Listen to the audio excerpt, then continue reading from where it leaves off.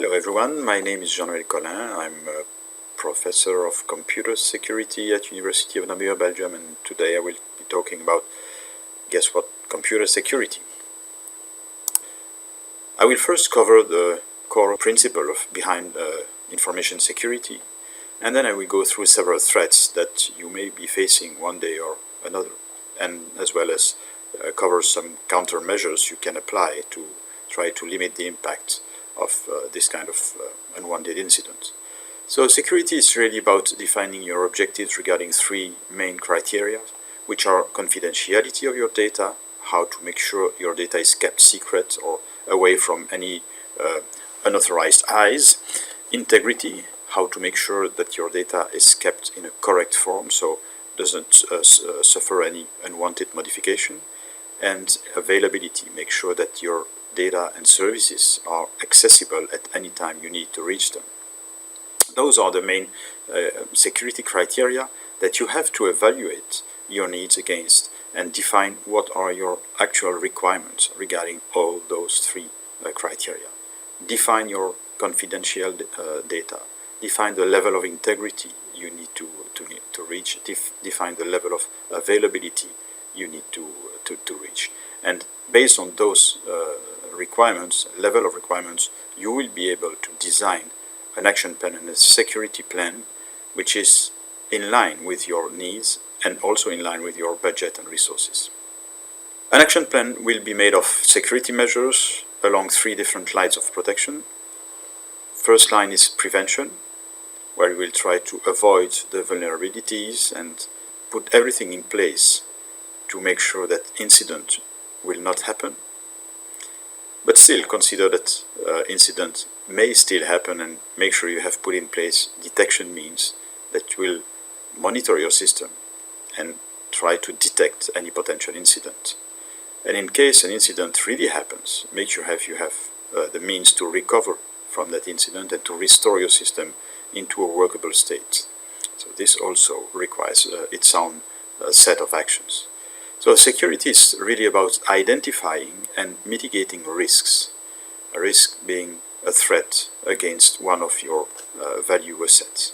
So identify and mitigate the risks. Do not overestimate or underestimate the risk. So really act in a proportional way and think about security again and again.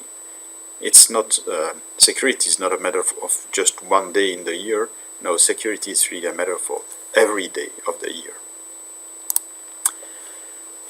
One important threat that organizations are facing, and I guess it's the same for your school as for my universities, those attacks that target the human factor.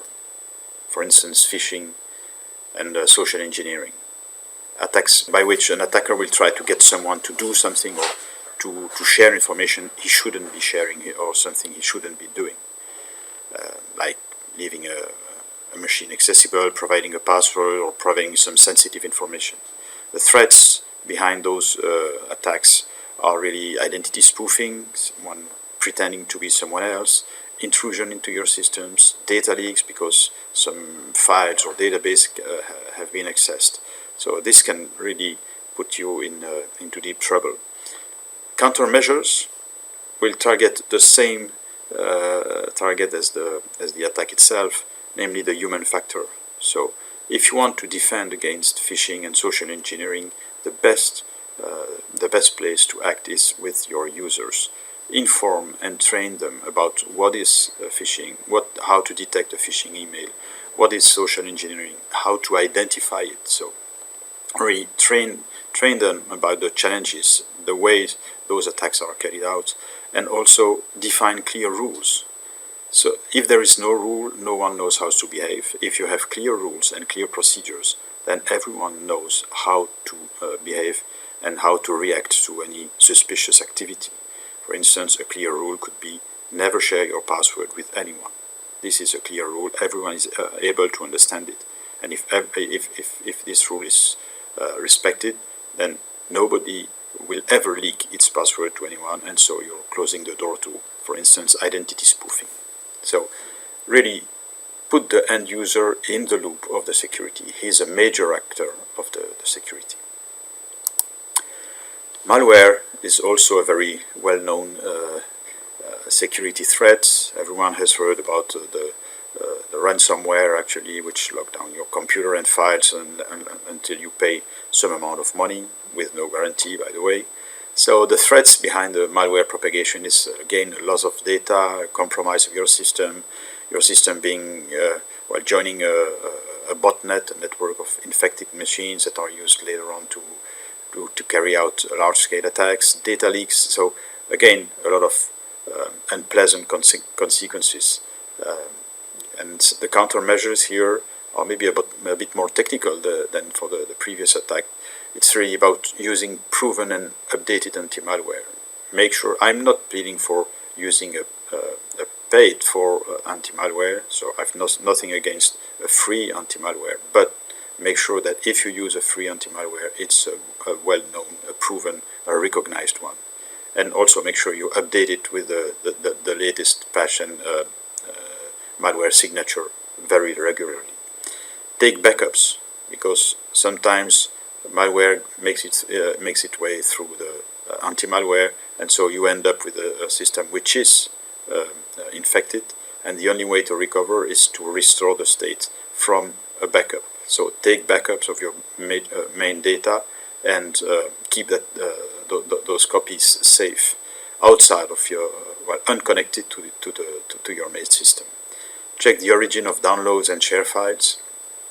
Be suspicious to any file coming from the outside. Be suspicious to any kind of shared media, USB keys, and the like. To limit the impact of the attack and the spread of a malware attack, try to stick to an isolation principle. So use separate subnetworks, isolated environments, so that if one environment gets compromised and infected, the malware will not be able to spread to other parts of the network or to other systems. And again, the end user is a major actor of the security of the system, so inform them about the best practices, what to do, what not to do. Inform users and train them again and again. You have probably a very changing audience and a very changing set of users in your school, so they need to be trained and retrained again and again about how to deal with malware. Well, it may happen that your system are compromised because of malware, because of a vulnerability in your system, and so someone is able to connect and to take control of your machines. The risk here is that your infrastructure gets compromised. It can be used for bad purposes, like sending spam email, like conducting denial of services attacks, and so on. You can face data leak, so your data being stolen and maybe spread away or sold away, we don't know. Countermeasures here will probably go with a proper detection mechanism. So monitor your infrastructure. Make sure you have tools running that check the status of your services, check what's happening on the network. So you can use tools like Nagios, Cacti, Snort, all those tools that will monitor the system and make sure everything is running smoothly. You can set up intrusion detection systems, which are more advanced tools to monitor the traffic and the activity on your machines and try to identify possible intrusion incidents. You can also run tools like OpenVAS, which is a vulnerability assessment tool that you can run periodically. It's not that hard to set up, and it can give you very useful information about the setup, the state of security of your infrastructure. So it can be very, very useful. All those tools are free. Of course, other paid tools exist, but those tools are free, so there's almost no excuse not to run them.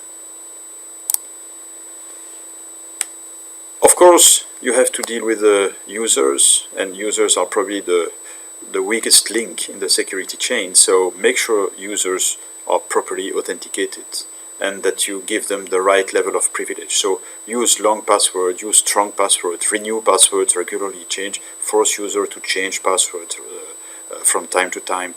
Check your logs, check for repeated login failures. That's a sign that someone's trying to connect to your system and is not able to, and this can be a sign of intrusion.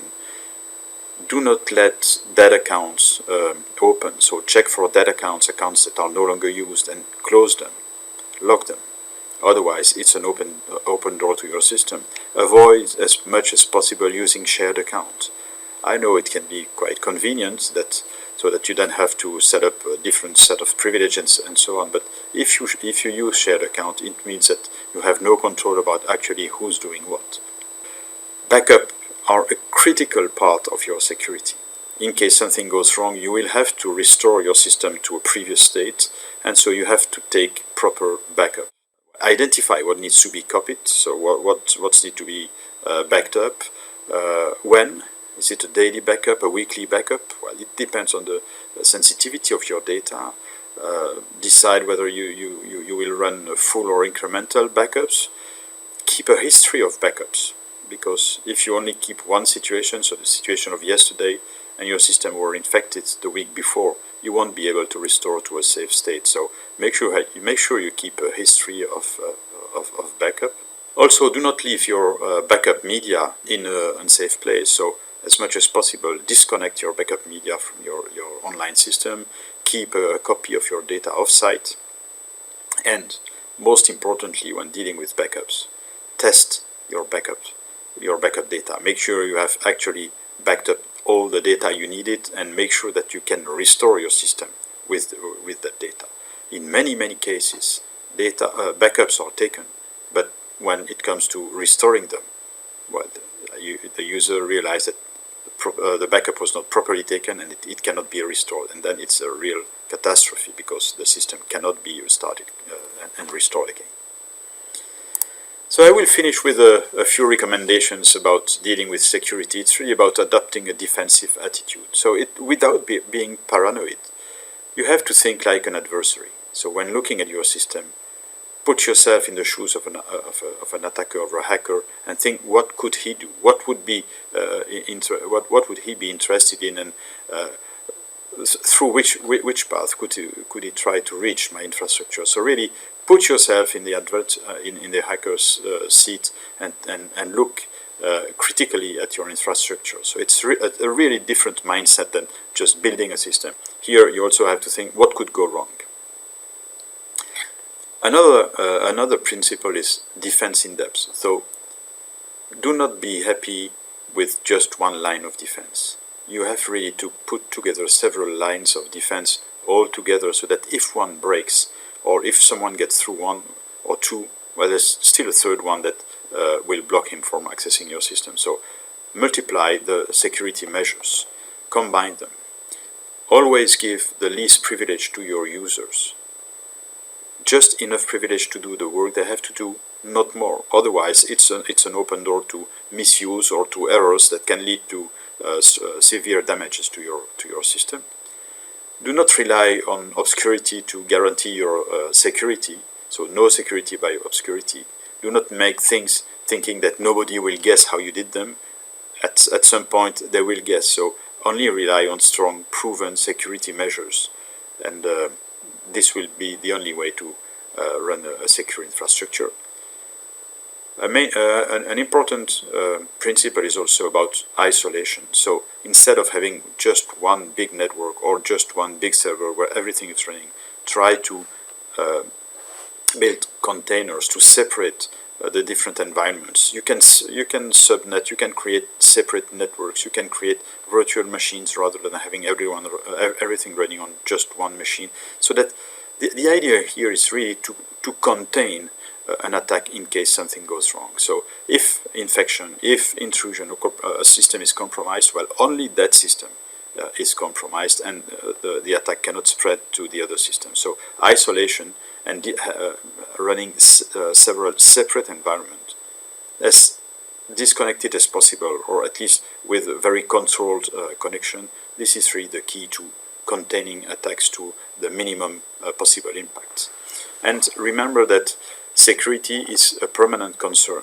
So security is not just something you do one day a year or 1 week a year. It's really something you have to think about all the time, because your environment, your services, your system, your users are changing all the time, which means that new risks can arise. Of course, some risks can disappear, but mainly new risks can arise, and you have to deal with them as quickly as possible. And one last point, do not forget that one of the major actors, and one final last point, do not forget that one of the major actors of the security of your system is your end users. So make sure you put them in the loop, you inform them, you make them aware of the risk, of the challenges, and you train them to use your system properly. Define an acceptable use policy and make sure everyone is aware of it and respects it. Those are really core conditions to run a system in the most secure conditions. But we'll cover some of those aspects in the coming presentations. Thank you very much for your attention.